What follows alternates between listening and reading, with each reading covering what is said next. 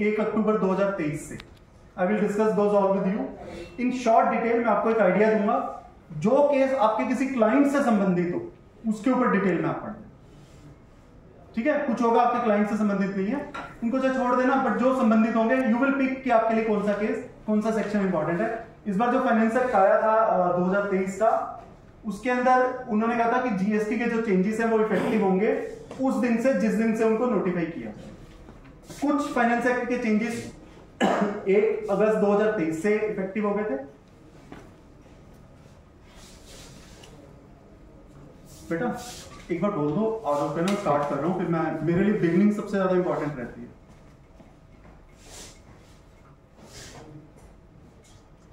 जो finance act आया, कुछ चेंजेस इफेक्टिव हो गए 1 अगस्त 2023 से, और कुछ चेंजेस इफेक्टिव हुए 1 अक्टूबर 2023 से। 6 चेंजेस इफेक्टिव हुए थे 1 अगस्त 2023 से। वो 6 के ऊपर मैं ज्यादा डिस्कस नहीं करने वाला, वो ट्रिब्यूनल से रिलेटेड थे। ट्रिब्यूनल से रिलेटेड जो उन्होंने चेंजेस, क्योंकि उन्होंने ट्रिब्यूनल लानी थी, उससे संबंधित चेंजेस उन्होंने इफेक्टिव कर दिए। किस डेट से? वो 6 सेक्शन सारे के सारे अपने ट्रिब्यूनल से वो कर दिए। किस डेट से? 1 अगस्त 2023 से। और जो रिमेनिंग सेक्शन थे उन सबको इफेक्ट में लाए 1 अक्टूबर 2023 से। तो I will discuss all the first change जो आया वो चेंज आया सेक्शन 10 के अंदर। अब पिक कर लेना, जो आपके काम का पिक कर लेना, कुछ होंगे आपके काम के नहीं होंगे।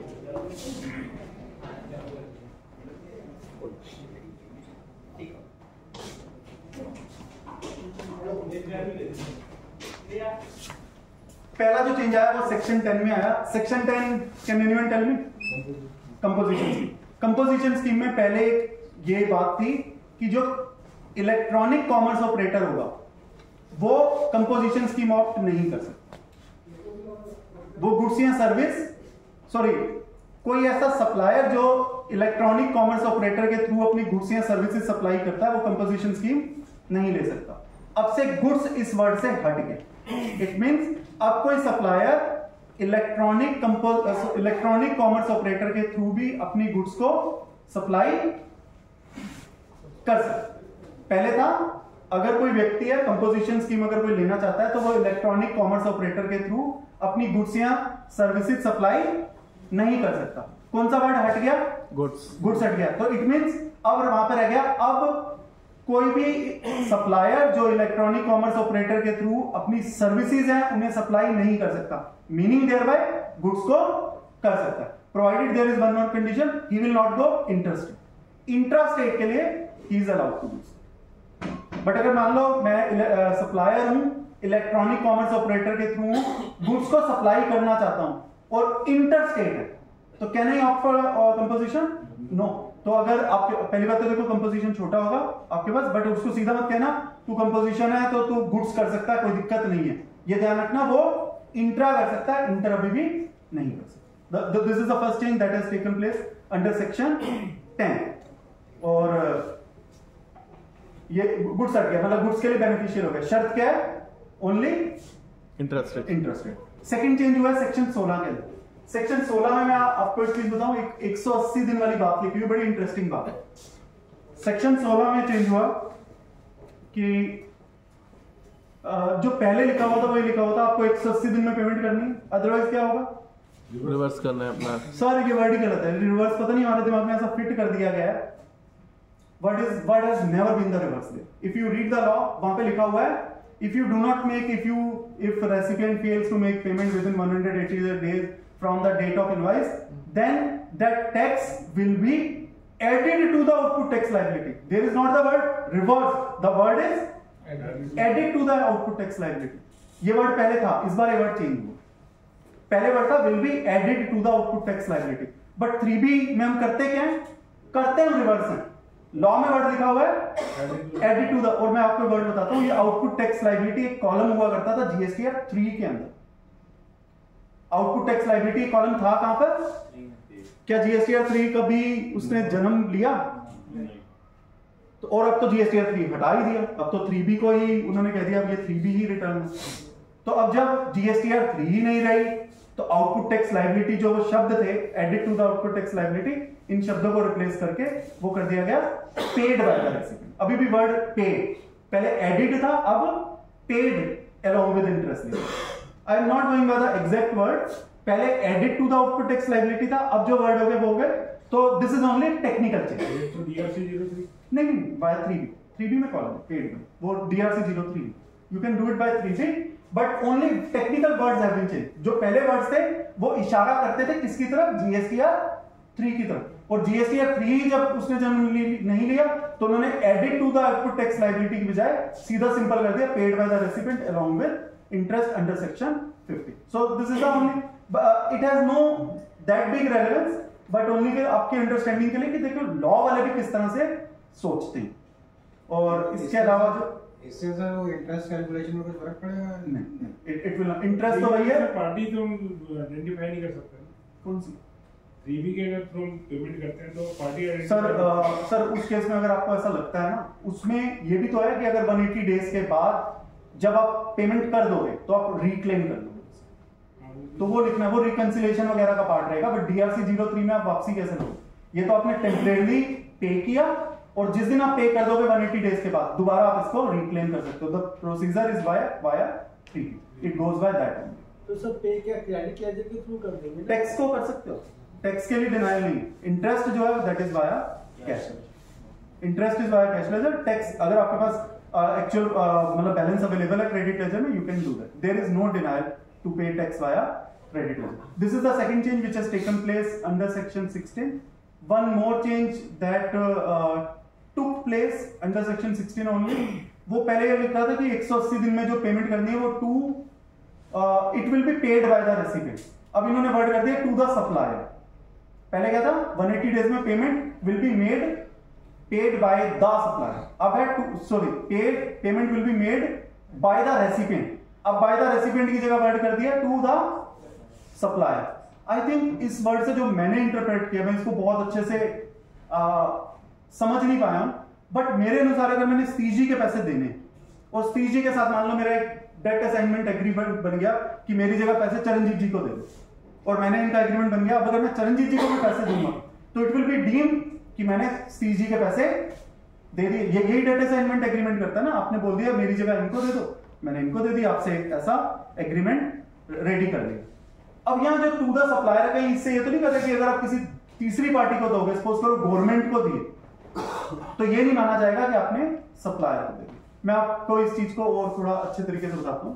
सपोज कीजिए मैं रेसिपिएंट और डिपार्टमेंट ने मेरे से पैसे ले लिए, डिपार्टमेंट ने सप्लायर से पैसे ले, मैं रेसिपिएंट हूं, ए ने सामान बेचा बी को, I am taking the example again, A ने सामान किसको बेचा बी को, बी ने पैसे किसको देने ए को, और डिपार्टमेंट ने ए से पैसे लेने, और डिपार्टमेंट ने गार्निशिंग नोटिस किसको जारी कर दिया बी को कि भैया जो तूने पैसे ए के देने वो ए को मत दियो, वो मुझे दियो। सेक्शन 79 में अलाउड है, recovery can be done by this, इसको गार्निशिंग नोटिस बोला जाता है। अब बी के पास किसकी चिट्ठी आई है कि भैया ए को पैसे मत देना, पैसे किसको देना मुझे, मींस गवर्नमेंट को, और अब बी के पास क्योंकि सरकारी फरमान आ चुका है, बी ने पैसे दे दिए गवर्नमेंट को, तो ये नहीं माना जाएगा कि बी ने जो है वो ए को पेमेंट कर दी।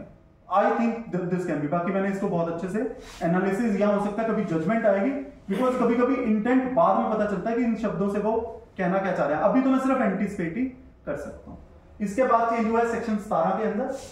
17 में अगर आपको पता हो कि अगर आप एग्जेम्प्ट सप्लाई में भी डील करते हो, टैक्सेबल सप्लाई में भी डील करते हो, तो रूल 42 में जितना प्रोपोर्शनेट रिवर्स करना। तो अब अगर सपोज कीजिए आपका टोटल सप्लाई है, आपकी टैक्सेबल सप्लाई है 1 लाख रुपए और एग्जेम्प्ट सप्लाई है 50,000 रुपए, ठीक है, और आपका कॉमन क्रेडिट है 30,000, तो कितना अलाउड होगा, कितना रिवर्स करना है 20 अलाउ करना है, 10 रिवर्स करना है।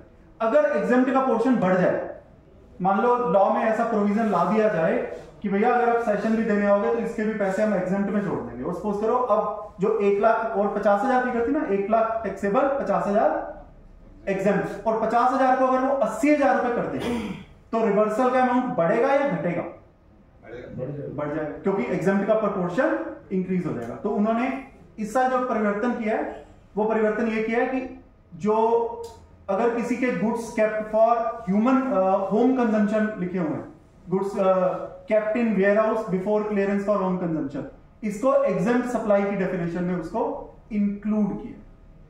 तो अगर ये इंक्लूड कर देंगे तो इट मींस आपका एग्जेम्प्ट वाला सप्लाई का प्रोपोर्शन बढ़ जाएगा, और अगर प्रोपोर्शन बढ़ जाएगा तो आपका रिवर्सल भी बढ़ जाएगा। बट अगेन, अगर आपके क्लाइंट अगर कोई ऐसा केस नहीं है जो बॉन्डेड वेयर हाउस गुड्स, तो this change is not relevant for you today. But अगर कभी अगर आपका कोई क्लाइंट हो गया मेरे गुड्स वहां पे बॉन्डेड वेयर हाउस में, तो फिर उस वक्त ध्यान रखना इस चीज को कि ऐसी भी कोई चीज हुई है। रूल 42 में उन्होंने इसको भी एग्जेम्प्ट सप्लाई माना है। और इनफैक्ट मैं आपको अगर और डिटेल में बताऊं, इन्होंने अभी कहा कि हम उतनी परसेंटेज मानेंगे, मान लीजिए गुड्स जो बॉन्डेड वेयर हाउस में वो 5 लाख रुपए के, तो इन्होंने ये नहीं कहा कि एग्जेम्प्ट सप्लाई 5 लाख रुपए, उन्होंने कहा उतनी वैल्यू को हम मानेंगे जितनी वैल्यू हम बताएंगे। सपोज करो उन्होंने वो वैल्यू बताई 20%, और बाउंडेड वेयर हाउस में कितने के गुड्स पड़े? 5 लाख के। और एग्जेम्प्ट सप्लाई में सपोज करो वो वैल्यू बताई, कितनी बताई? 20। तो जब मैं एग्जेम्प्ट सप्लाई में जोड़ूंगा तो मैं 5 लाख रुपए नहीं जोड़ूंगा, आई विल ऐड 1 लाख। और अभी तक वो परसेंटेज नहीं बताई गई है। तो इफेक्टिवली ई-कॉमर्स के केस में जैसे अमेज़न और उसमें उनके पास सर ये वो है जो इंपोर्ट करते हैं ना गुड्स, वो custom bonded warehouse, custom bond, हाँ बॉन्डेड वेयर हाउस। इसके लिए आप सर देखिए, मैं आपको ना एक I am just showing you a trailer of all the notifications that I take. इसके बाद जो आपके लिए हिट करता हूं प्लीज सब पढ़ना आपने, मैं आपको क्लियर बता रहा हूं। ये सेशन सिर्फ एक डिस्कस करने के लिए, इसमें तो लूज वर्ड्स भी होते हैं, कोई वर्ड इधर उधर होगा। किताब से बढ़िया दोस्त कोई नहीं, आप पढ़िए। सतीश जी ने ही मुझे भेजी थी फाइनेंस एक्ट 2023, पढ़ी मैंने से पहले भी थी पर ठीक है। And if you will see, am I using any slide now? 10, 16, 17, 23, 37, 39, 44, 52, 54, 56, I can read any section those changes have taken place from 1st October without even seeing the slide. All the sections I can share with you. This is all your honesty with them, and this all is available with you. आप अपने 24 घंटे को, अपनी पढ़ाई को, अपनी ईमानदारी को खर्च कैसे कर रहे हैं, उससे आप फोन व्हाट्सएप कर सकते हो। आप मैंने एक बड़ी I will share one story with you that is very close to me. I often share that. मैं जब स्कूल में पढ़ता था मेरे 2 टीचर हुआ करते थे, एक योगेश्वर सर और एक मेहता सर। योगेश्वर सर हमेशा 10 में से 6 नंबर देते थे। Now he is no more. Mehta sir का मुझे मालूम नहीं है। योगेश्वर सर से 10 में से 7 नंबर देना बड़ा मुश्किल, मतलब शायद मिलते ही नहीं थे। 6 was the maximum. You will do your best, you will gate 6। Mehta sir के पास आप अच्छा करो 10 ऐसे मिलता था। 20 में से 15 बच्चों के 10 नंबर। कभी फिर मैंने बाद में खुद ही सोचा कि योगेश्वर सर 6 देते थे, ये 10 देते थे, तो शायद मैं जो सोच पाया, योगेश्वर सर को शायद अपनी लाइफ में 6 से ऊपर कभी मिले नहीं, तो वो 6 से ऊपर दे दी। और मेहता सर को शायद अपनी लाइफ में 10 मिले। जिसको जो मिलता है वही आगे दे पाता। अगर आपको प्यार मिलेगा आप आगे प्यार देंगे। आप मोबाइल में लगे, are you giving honesty to me? No, you will not get an honest session from me. आपको आप 90% दो, आपको 90% मिलेगा। This is direct relevance. I am not sharing my experience with you. This is all up to you what experience you can have from me. आप जितनी honesty दोगे उतनी honesty आपके साथ मिलेगी। और ये कोई बड़ी बात नहीं है। 10, 16, 17 4 बार आप पढ़ो, जिस दिन आप इन बातों को समझ जाओगे सारे नंबर आपको भी इसी तरह से याद आ जाएंगे। खैर एनीवेज, 17 वाला एक चेंज हुआ, एग्जेम्प्ट सप्लाई का प्रोपोर्शन बढ़ गया। एक वो है 17.5 में ब्लॉक क्रेडिट में कॉर्पोरेट सोशल रिस्पॉन्सिबिलिटी को भी ब्लॉक क्रेडिट में कवर कर दिया गया 1 अक्टूबर 2023 से। जिससे एक बात ये जरूर अच्छी साबित होती है, क्योंकि आप ये कहोगे इसका मतलब 1 अक्टूबर 2023 से पहले कॉर्पोरेट सोशल रिस्पॉन्सिबिलिटी के ऊपर वो ब्लॉक क्रेडिट में कवर नहीं थी। इसके ऊपर एक जजमेंट भी, बट अब तो और स्ट्रॉन्ग हो गया। अब तो कहोगे ये पहले तो नहीं थी, अगर पहले होती तो लॉ में बदलाव करने की जरूरत ही क्या थी। ये 17 में चेंज हुआ। इसके बाद सेक्शन 23 में चेंज हुआ। सेक्शन 23 में चेंज हुआ, यदि कोई व्यक्ति एक्सक्लूसिवली एग्जेम्प्टेड गुड्स में डील करता है तो उसको रजिस्ट्रेशन लेने की जरूरत नहीं है, not with standing anything contained in 22 और 24। इसका मतलब पहली बात तो यह कि जो सेक्शन 23 है वो ओवररूल कर रहा है किसको? 22 और 24 को। 22 में लिखा अगर आपका टर्नओवर 20 लाख से ज्यादा हो गया, 20 या 40, आपको रजिस्ट्रेशन लेना है तो आपको तब भी लेने की जरूरत नहीं है। और अगर आपका कोई रिवर्स चार्ज वगैरह वाला भी कोई केस आ गया तब भी आपको ये लेने की जरूरत नहीं रहेगी।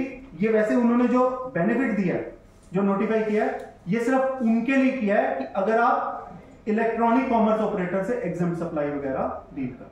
बट सेक्शन 23 भी आप पढ़ लेना, इसका कनेक्शन इलेक्ट्रॉनिक कॉमर्स ऑपरेटर के सप्लायर्स के लिए। तो अगर आपके कोई ऐसे सप्लायर्स हो, वैसे तो देखो ये भी आपके लिए इतना, जो भी इलेक्ट्रॉनिक कॉमर्स ऑपरेटर पे सप्लायर होगा most likely they will be registered. हमें वो अगले क्लाइंट को जाना ही कहां जो रजिस्टर्ड ही नहीं है, तो टेक्निकली इतना ज्यादा रेलेवेंट नहीं है। इसलिए हमें ये भी देखना ना, पढ़ के कहीं एक्स्ट्रा पढ़ते चले जाएं जिसका यूज नहीं हो रहा। बट अगर कोई इलेक्ट्रॉनिक कॉमर्स ऑपरेटर है तो 23 ने 22 और 24 को ओवर राइड किए। अगला जो चेंज हुआ है वो सेक्शन 37 के अंदर हुआ है। मैं 4 सेक्शन इकट्ठे बोल देता हूँ। 37 means GSTR 1, 39 means GSTR 3B, 44 means annual return and 52 means TCS वाले लोग। उनके लिए ये लिखा है कि अब आप 3 साल से पीछे की रिटर्न फाइल नहीं कर पाओगे। पहले आप मान लो 2023 में 2017 की रिटर्न अगर आपने फाइल नहीं करी तो आप कर सकते थे, बट आप 3 साल से पीछे जाके नहीं कर पाओगे। 4 साल उसके लिए उन्होंने ये लिखा हम नोटिफाई कर देंगे अगर किसी को अलाउ करना है तो हम उसके लिए notification. But general rule is this, if you have missed your GSTR 1 or GSTR 3B or annual return or TCS return, you will not be able to file return after 3 years. तो देखो इसमें एक चीज है, do we want such kind of clients की भैया जो 3 साल, वो हमारा क्लाइंट ही कहाँ है? क्या वो हमारा क्लाइंट है जो 3 सालों से रिटर्न नहीं भर रहा, जो रिटर्न नहीं, जो कंप्लायंस ही पूरा नहीं कर रहा? बट ऐसा कभी कभी कहाँ हो सकता है जहां कोई नया क्लाइंट या कोई कहता है मैं अचानक कोई आएगा ना, वो बताएगा मैंने नंबर लिया था और 4 साल से मैंने रिटर्न नहीं भरी। बट अगर आप पर्सनली 6 महीने का रिटर्न ना भरो वैसे ही नंबर कैंसिल हो जाता है सर। वो एक अलग चीज है, पर 3 साल के बाद तो पोर्टल ही अलाउ है सर। एक केस है कि कैंसिलेशन की एप्लीकेशन लगाई है, 2 साल हो गए, उस पे कोई सर मैं इस क्वेश्चन को लेता हूँ। एक्चुअली ये भी ना आज के सेशन का नहीं है, मैं बड़ा मैं सब समझ गया हूँ। वो बाद में लेट फी वगैरह लगती है जब वो रिजेक्ट कर देते है ना, ये क्वेश्चन है ना सर। तो 3 साल उसको हो जाएगा तो फाइल ही नहीं सर, तो उनके लिए नोटिफिकेशन लाएंगे। अच्छा, सर मैं आपके इस क्वेश्चन में इसको बाद में Q&A के लिए, क्योंकि पहले मैं आपका क्वेश्चन आपको नहीं बताऊंगा, पहले मैं आपका क्वेश्चन पहले पूरे हाउस को बताऊंगा, आपने पूछा फिर आंसर करूंगा, ठीक है? ये वाला प्रोविजन 3 साल जो नेक्स्ट रिटर्न हम लोग एप्लीकेबल ये अभी भी पोर्टल, ये भी जो चरणजीत सर ने बात बोली, अगर आज के दिन अगर आप पोर्टल पे चले जाओ तो वो 3 साल से पीछे की भी रिटर्न फाइल करने दे रहा है। It means it is to be read prospectively, जबकि लॉ में प्रोस्पेक्टिवली या रिट्रोस्पेक्टिवली कोई शब्द नहीं लिखा, बट पोर्टल जिस तरह से अलाउ कर रहा है तो फ्यूचर में 3 इयर्स के बाद, बाकी सर ये समय के साथ साथ ना हमें पता चल जाएगा कई चीजें हम जिसके ऊपर आज हमारा पर्पस DRC 01 के रिप्लाई देना वो है। आज इस 3 साल को कि ये 3 साल कब से करेंगे, वो ना मान लीजिए प्रैक्टिकल नहीं है, थियोरेटिकल पढ़ने के लिए ठीक है। अगर कोई केस आएगा तो आप इसको और डीप पढ़ेंगे। जब आपके पास कोई क्लाइंट होता है, जितना आप जानते हो अपने क्लाइंट के बारे में, आप उसके बारे में जानते। जब मेरे पास क्लाइंट आएगा तब मैं उसकी सर्विस का पढ़ूंगा। अभी तो मेरा वो फ्रेंच फ्राई वाला हिसाब हुआ पड़ा, फ्रेंच फ्राई बोलते हैं ना, वो आलू वाले, वो कच्चे तल के रखे हुए। जब क्लाइंट आता तब पक्का करता हूँ। अभी मैं थोड़ी आज रात को एजुकेशन सेक्टर पे, जिस दिन एजुकेशन वाला आएगा जो मेरा कच्चा फ्रेंच फ्राई है उस दिन तलूंगा, उस दिन पक्का करूंगा कि वो एजुकेशन वाला, तब उस दिन डिटेल में word by word I will read. आज रात को नहीं पढ़ूंगा। और ये थे 37, 39, 44 और 52। अगला चेंज सेक्शन 54 में हुआ, ज्यादा यूज का नहीं है, बस आपको हल्का सा बता देता हूं। पहले 3B रिटर्न नहीं हुआ करती। रिटर्न कौन सी थी हमारी 1, 2, 3, और उन्होंने कहा हमने एक प्रोविजनल रिटर्न ला रहे हैं, कौन सी 3B। तो जब 3B प्रोविजनल रिटर्न है तो जो रिफंड भी मिल रहा था उसको हम बोलते थे प्रोविजनल, उसको हम क्या बोलते थे प्रोविजनल रिटर्न। अब 3B क्या बन चुकी फाइनल रिटर्न। तो वहां पे जो प्रोविजनली ऑर्डर लिखा हुआ था उस वर्ड को हटा दिया, ठीक है। अब तो जो रिफंड मिल रहा है दैट इन इटसेल्फ इज, अब तक रिफंड मिल चुके वो फाइनल हो गया, फाइनल। एक और भी चीज है प्रोविजनल का, सेक्शन 41 में जो 3B के थ्रू जो क्रेडिट लेते थे, वो डिपार्टमेंट कहता था ये जो आप 3B के थ्रू क्रेडिट ले लो, ये आपका प्रोविजनल क्रेडिट है, हम बाद में चेक करेंगे जिस दिन GSTR 2 आएगा। अभी तो हम आपकी बात मान रहे हैं, जो आप ले रहे हो वही हमने मान लिया, बट ये आपका प्रोविजनल एक्सेप्टेंस है ऑफ टेकिंग क्रेडिट। सेक्शन 41 ये कहता है, बट क्योंकि अब 3B ही फाइनल रिटर्न बन गई तो वो प्रोविजनल वर्ड 41 से भी हट गए, जो भी रेलेवेंट चेंज हुआ, सेक्शन 54 में प्रोविजनल वर्ड को हटा दिया। सिर्फ सब थ्योरेटिकल समझ लो, ताकि मुझे ये बताओ कि पूरी दृश्यम जो है वो आपने पूरी देख ली। जो काम का वो ले लो, जो नहीं काम का छोड़ दो। 56 सेक्शन 56 में चेंज हुआ, रिफंड अगर आपको 60 दिन के अंदर नहीं देते थे तो 6% या 9% का ब्याज मिल रहा था। अब उसमें उन्होंने 60 दिन शब्द को हटा के उन्होंने कहा इसके लिए प्रोसीजर वगैरह प्रेस्क्राइब किया जाएगा। तो जब सर्कुलर वगैरह आएगा then we will get to know कि क्या प्रोसीजर उन्होंने अडॉप्ट किया। इसके बाद उन्होंने एक चेंज किया है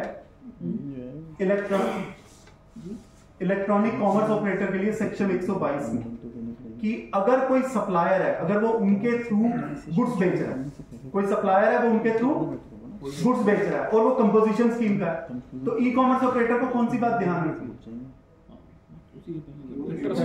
तो वो इंटरस्टेट नहीं कर रहा। अगर वो करेगा तो पेनल्टी देनी पड़ेगी किसको, तो this change has been made in section 122। तो एक तो उसके लिए भी किया भैया आप नहीं कर सकते, और ई कॉमर्स ऑपरेटर को भी कहा आपको भी ध्यान रखना जरूरी है। अगर कोई कंपोजिशन स्कीम वाला गुड सेल कर रहा है आपके पोर्टल के थ्रू, तो you have to make sure that goods are sold only interested. If interested then there is penalty. Section इसके बाद सेक्शन 132 में चेंज हुआ है। अगर 132 आपको मालूम हो तो वो प्रोसिक्यूशन से रिलेटेड सेक्शन है।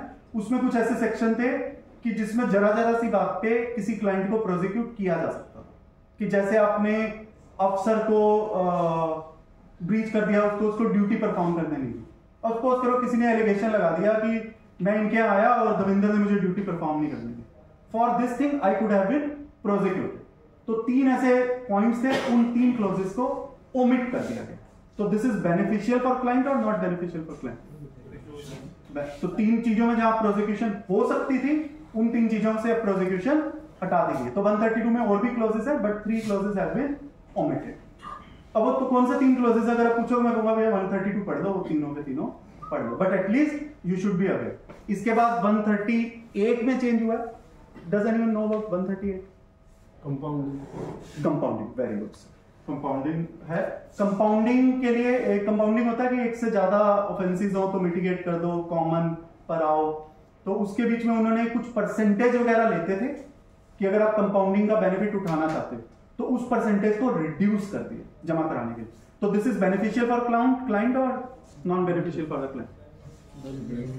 बेनिफिशियल, कि जहां कंपाउंडिंग के लिए उसको ज्यादा जमा कराना था वो परसेंटेज अब कम कर दी गई। एक और चेंज हुआ है 138 के अंदर, वो ये हुआ है कि अगर ये आईटीसी से रिलेटेड होगा, अगर issue of invoice without actual supply of goods, then you can not have benefit of compounding. तो दिस इज बेनिफिशियल और नॉट बेनिफिशियल? Not beneficial. तो वैसे भी देखो, इसका मतलब गवर्नमेंट इज कहीं कि अगर आप इनवॉइस इश्यू करते हो without actual supply of goods, तो इट मींस तब हम आपको कंपाउंडिंग का बेनिफिट नहीं देंगे। 138 में 2 चेंजेस हुए। एक, कंपाउंडिंग की परसेंटेज कम हुई, which is beneficial for the client.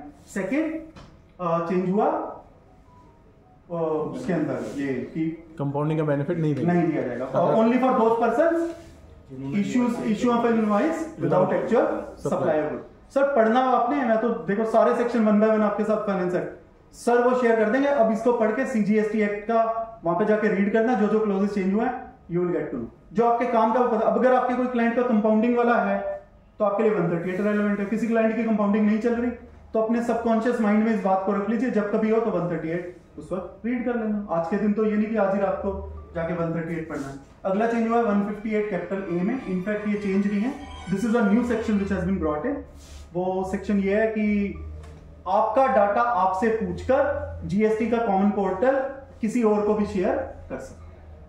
ये कॉमन पोर्टल बनाने, जैसे सिविल वगैरह कोई पोर्टल वगैरह बनाने की कोशिश कर रहे हैं, तो सप्लायर का या रेसिपिएंट का डाटा भी थर्ड एजेंसी को शेयर किया जा सकता है, but after taking your approval.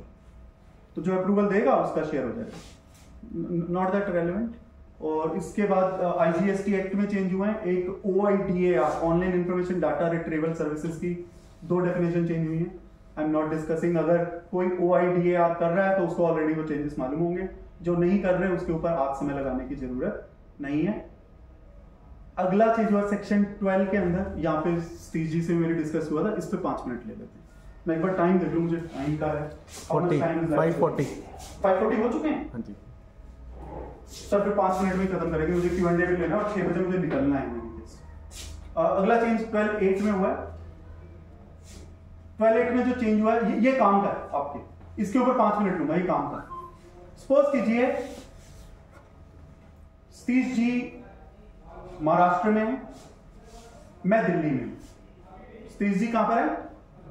Maharashtra में, और मैं दिल्ली में हूं। और मैंने इनके थ्रू कोई goods, I am the recipient क्योंकि मुझे उनको पेमेंट करनी है। दोनों के दोनों कहां पर हुए? इंडिया के अंदर, इंडिया से बाहर? इंडिया के अंदर। तो place of supply of service में सेक्शन 12 इन्वॉल्व होगा या 13 इन्वॉल्व होगा? 12 इन्वॉल्व होगा।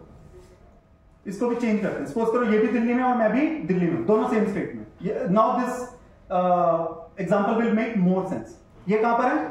दिल्ली में, और मैं भी दिल्ली में। मैं इनके पास, ये कुरियर एजेंसी है, मैंने इनको अप्रोच किया कि मेरे गुड्स कनाडा भिजवा दो। मेरे गुड्स कहां पे भिजवा दो? कनाडा, और इन्होंने मेरे से पार्सल लिया और गुड्स कनाडा भिजवा दी। सप्लायर कहां पर है? सप्लायर कहां पर है? दिल्ली में। रेसिपिएंट कहां पर है? दिल्ली। आइडियली इनको इनवॉइस में कौन सा टैक्स लगाना चाहिए? पर पहले एक प्रोवाइजो होता था सेक्शन 12 सबसेक्शन ए का प्रोवाइजो, वो ये कहता था कि अगर गुड्स आउटसाइड इंडिया जा रहे हैं तो प्लेस ऑफ सप्लाई वो होगी जहां पर गुड्स डिलीवर किए गए, जहां पर गुड्स टर्मिनेट हुए। आई am not going by the actual word, आप ये समझो जहां पे गुड्स पहुंचाए गए। तो गुड्स कहां पर पहुंचाए गए? कनाडा। तो प्लेस ऑफ सप्लाई क्या हुई? कनाडा। प्लेस ऑफ सप्लाई का लिखा होता, प्लेस ऑफ सप्लाई वो होगी जहां पर गुड्स टर्मिनेट होगी। सीजी कहां पर है? दिल्ली। रेसिपिएंट कहां पर है? गुड्स कहां पर टर्मिनेट हुए? कनाडा। प्लेस ऑफ सप्लाई क्या हुई? Out of India. सप्लायर कहां पर है? दिल्ली। प्लेस ऑफ सप्लाई कहां है? कनाडा। तो ये अपने बिल में अब आईजीएसटी लगाएंगे या सीजीएसटी एसजीएसटी लगाएंगे? आई। क्योंकि प्लेस ऑफ सप्लाई जो टैक्स लगता है वो सप्लायर और प्लेस ऑफ सप्लाई को देखा जाता है, सप्लायर और रेसिपिएंट को नहीं देखते। सप्लायर कहां पर है? दिल्ली में। दिल्ली। रेसिपिएंट कहां पर है? Delhi. Delhi. Sir please mute करना। Supplier Delhi, recipient Delhi, place of supply Canada. तो जो हम टैक्स लगाते हैं उसके लिए रेसिपिएंट को नहीं देखा जाता, देखा जाता है सप्लायर को और प्लेस ऑफ सप्लाई को। तो कौन सा टैक्स लगाएंगे? आईजीएसटी। इस प्रोवाइजो को हटा दिया गया, तो हटा दिया गया तो it means normal proviso apply करो। ये भी दिल्ली, मैं भी दिल्ली, कौन सा टैक्स लगाएंगे? CGST SGST. और देखिए दिस मेक्स मोर सेंस। जब ये आई लगा रहे थे तो मेरे 2A में आता होगा, अच्छा प्लेस ऑफ सप्लाई क्या लिख रहे थे? कनाडा, फॉरेन कंट्री, तो मुझे उसका क्रेडिट नहीं मिल पा रहा था। अब सीजीएसटी एसजीएसटी मेरे दिल्ली वाले जीएसटी नंबर पे आएगा, कर देंगे तो मैं उस पर क्लेम करता हूं।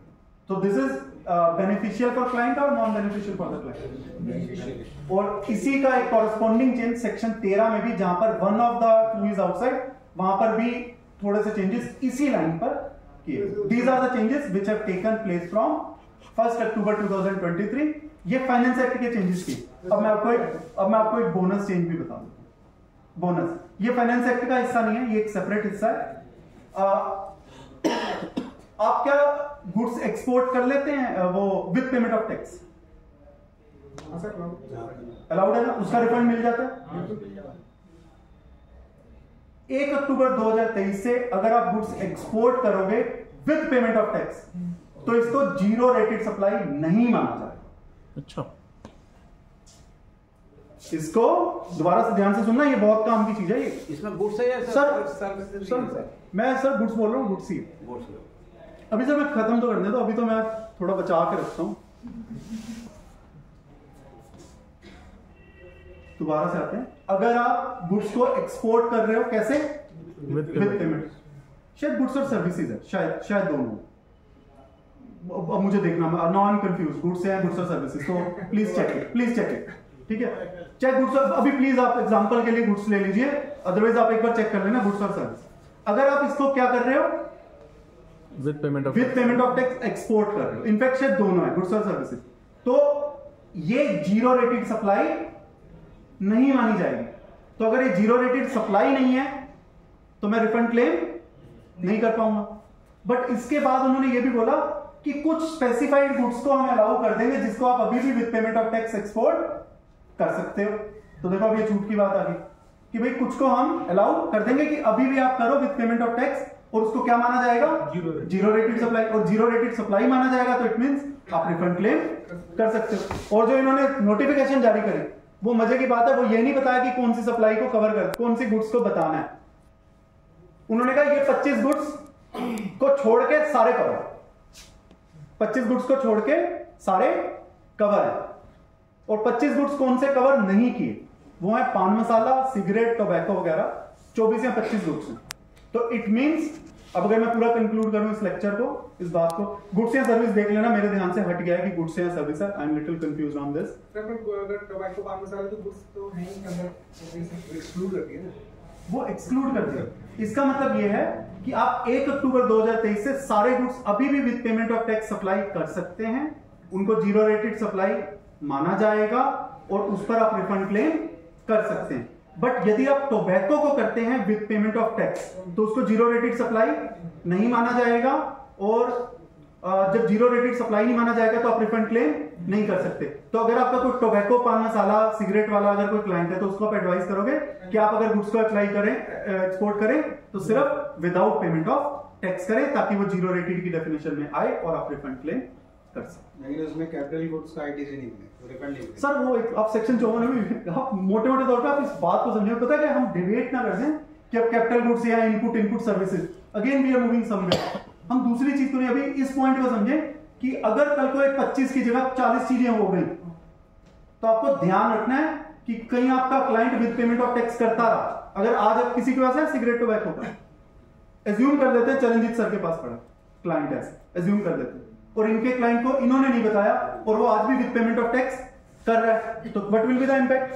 वो zero rated supply of goods नहीं मानी जाएगी। जीरो रेटेड नहीं है तो you will not get the refund. तो कितनी चीजें हैं जिसके लिए ध्यान रखना है कि आपको विद पेमेंट ऑफ टैक्स नहीं करना, वो 25 चीजें, उसके लिए नोटिफिकेशन। बट ये भी ध्यान रखना उस 25 के अंदर कल को 25 की अगर 30 हो गई या 20 हो गई या 40 हो गई, फिक्स करके मत बैठ जाना, बी प्रिपेयर्ड। अदरवाइज अगर आपका क्लाइंट कर जाएगा वो फिर दिक्कत होगी, जिसका अमाउंट बड़ा हो जाएगा, फिर आप उसको कैसे एक्सप्लेन करेंगे। With this, I end my session and before I move to Q&A for 10 minutes. Okay sir, 10 minutes. Sir आपका पहले क्वेश्चन पूछिए। मेरा तो वही था कि कैंसिलेशन के केस में जीएसटी वाले ने, हाँ कैंसिलेशन सर एक ये प्रॉब्लम कुछ कर नहीं सकते, ये आपको हाई कोर्ट रिलीफ देगा। मैं आपको सर का क्वेश्चन बताता हूँ जो सर ने बात बोली। सर ने बोला कि सपोज करो मैंने 2021 में कैंसिलेशन अप्लाई किया। 2021 में क्या किया मैंने? कैंसिलेशन अप्लाई किया, और उसके बाद जब इन्होंने शाहरुख खान सर 2021 में कैंसिलेशन अप्लाई किया और फिर पोर्टल इनको रिटर्न भर दे, तो दे नहीं रहा, ये रिटर्न नहीं भर रहे। 2023 में डिपार्टमेंट ने इनकी कैंसिलेशन एप्लीकेशन रिजेक्ट कर दी। मतलब भैया आपको कैंसिलेशन नहीं देना। इनका नंबर क्या हो गया? एक्टिव हो गया। जो पहले सस्पेंड हो गया था वो अब एक्टिव हो गया। एक्टिव हो गया तो अब इनको 2021 से लेकर 2023 की सारी रिटर्नें भरनी है। अब रिटर्नें भरनी है तो उस पर क्या आ जाएगी? लेट फी वगैरह, लेट फी आ जाएगी। तो सर कोई जजमेंट वगैरह अवेलेबल नहीं, आपको हाई कोर्ट से रिलीफ लेना पड़ेगा कि ये गलत है, मैं पेनल्टी यहाँ पोर्टल इस तरह से किया जाए या मुझे मैनुअल, तो high court will come for your rescue, otherwise there is no judgment. I can not do, I understand your plight but I can not do anything. फिर इसी केस में पहले तो जैसे हम जैसे कैंसिलेशन अप्लाई करते हैं सस्पेंड हो जाता है हमारा, तो आप रिटर्न नहीं कर सकते। पहले ऐसा नहीं होता था, सस्पेंड नहीं होता था। लॉ में तो लिखा हुआ है वैसे, मतलब cancellation applied by tax payer आया था, बट वो ना रिटर्न भरने के लिए अलाउ करता था पहले की बात कर रहा हूं। आई एम नॉट अवेयर, आज के दिन तो लॉ में सस्पेंड वर्ड है। इस वक्त यही बोला जाता था कि आप रिटर्न भरना उससे बंद कर दो, क्योंकि आपने एप्लीकेशन डाल दी कैंसिलेशन की, वो डिपार्टमेंट करे ना करे आपको ये नहीं है नहीं रिटर्न फाइल करते हैं। सर बात यह है कि अगर उन्होंने कैंसिलेशन की एप्लीकेशन रिजेक्ट कर दी और आपका नंबर दोबारा से चालू हो गया, तब तो आपको वो 2 साल की रिटर्न आ गई ना। ये इशू वो है, वो इशू कर रहा था। तो वही सर ने इशू रेज किया, बहुत अच्छा इशू है, चाहे वो आज के सेशन से रिलेटेड नहीं था, बट क्या ये 107 से रिलेटेड है सर? नहीं। क्या ये आज की नोटिफिकेशन से रिलेटेड है? क्या ये आज के मैसेज से रिलेटेड है? So you know all the answers. Sir इसमें सब कैंसिल नहीं होना चाहिए सर 6 मिनट। सर मैं कह रहा हूं प्लीज आज के टॉपिक से डिबेट ना करें, अदरवाइज क्या we shall move somewhere else and I have to go somewhere else. एक छोटा सा इशू है सर, ये एक नया अक्टूबर 2023 में जीएसटी ऑन कॉर्पोरेट गारंटीज, हाँ ये क्या इन्होंने नया concept? Sir I will not like this. Because, मैं समझता हूँ सर, इसके लिए ना मैं एक काम करता हूँ, मैं वीडियो बनाता हूँ इसके ऊपर, और मैं वीडियो 15 मिनट का बना के स्पीच के साथ शेयर कर दूंगा। डायरेक्टर्स गारंटी को भी डाल दिया सर मैं 15 मिनट का वीडियो बनाकर अगले 10 दिन के अंदर, मुझे पिछले कुछ दिनों से बिल्कुल टाइम नहीं लग रहा, मैं वीडियो स्पीच के साथ शेयर कर दूंगा, बिकॉज ऑन पब्लिक प्लेटफॉर्म और anywhere I never say subscribe नहीं चाहिए। हर कंपनी में डायरेक्टर्स की गारंटी है बैंकों में। सर मैं 15 मिनट का वीडियो बनाऊंगा, आई विल कवर। अभी मैं शुरू नहीं कर सकता, मैं शुरू करूंगा खत्म नहीं करूंगा। और आज मेरे ख्याल से आज हम रिस्ट्रिक्टेड रहे 107, और इससे संबंधित कोई क्वेश्चन हो तो प्लीज। सर DRC 01 में जैसे सर आज की डेट में इंटरेस्ट आ रहा है, इंटरेस्ट की लायबिलिटी क्योंकि रिटर्न लेट फाइल करती, पहले क्या होता था इंटरेस्ट ऑटोमेटिक नहीं आता था। सर ये सेक्शन 73 है थोड़ी, तो आप आज से पूछिए। DRC 01 की लायबिलिटी है आ रही है ना, ये 73 है ना, 107 नहीं है। सर पता क्या है, मुझे कहीं जाना है, आप समझिए। अभी मैं ना कुछ भी शुरू करूंगा, क्या आपने अभी तक ये समझा? First I create the context and then I answer. Do you get it? मैंने किसी भी चीज को शुरू करने से पहले उसके पीछे लॉजिक क्या कहा। अब मैं बिना लॉजिक के अगर आपको आंसर करूंगा ना, you will not enjoy and I never answer. पहले जब तक मैं स्टोरी तक एंटर नहीं करूंगा, एंड इट टेक्स टाइम। किसी दिन 73 पे मुझे सतीश जी कहेंगे ना, उस दिन ये सारी चीजें share. With this, I would like to thank all of you. It has been very good sharing, and thank you. Thanks a lot. चलिए मैं 2 मिनट आपको। थैंक यू देवेंद्र जी। देवेंद्र जी के पास एक्चुअली टाइम कंपल्शन है, मुझे पहले ही बता दिया था कि ये वो समवेयर डॉट 6 बजे इन्होंने निकलना है। तो इनकी तरफ मैं सॉरी बोल देता हूँ, कुछ क्वेरीज जो है दो ही wanted to answer but some compulsion से आंसर नहीं दे रहे हैं। आई रिक्वेस्ट राहुल आइए प्लीज, और सुशील जी आइए। एक स्मॉल टोकन ऑफ लव हम सब की तरफ से देवेंद्र जी को। बहुत अच्छे तरीके से इन्होंने लॉ को पढ़ना सिखाया, एक वर्ड जो इन्होंने कहा मेरे को याद रहेगा कि फ्रूट है एक वर्ड का उसके अंदर, और फ्रूट को एंजॉय जिस दिन हम करना शुरू करेंगे फिर हम देवेंद्र जी हो जाएंगे।